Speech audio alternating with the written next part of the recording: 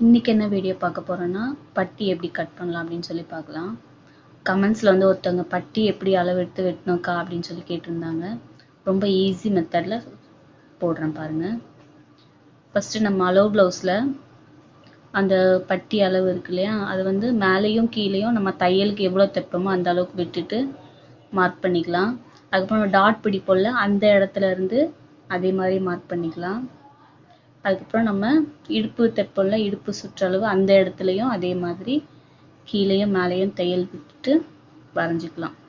இவ்வளோதான் பட்டியோட அளவு. Very simple.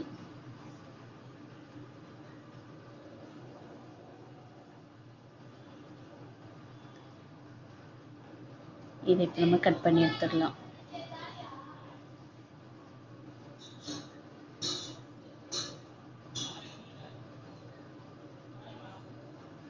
நம்ம அளவு பிளவுஸை வச்சு அதில் எப்படி இருக்கோ அதே மாதிரி அதே அளவுக்கு நம்ம மார்க் பண்ணி கட் பண்ணி எடுத்துக்கலாம்.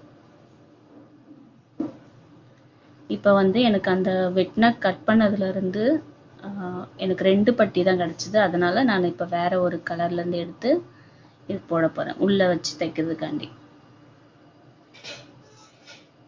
அதையும் நம்ம அதே அளவில் தைச்சிக்கலாம்.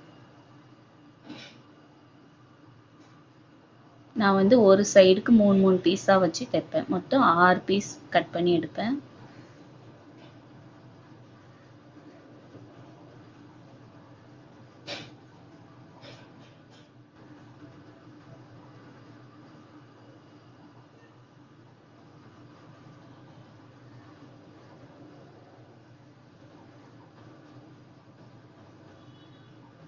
ஆறு பீஸ் இருக்கு பாருங்க.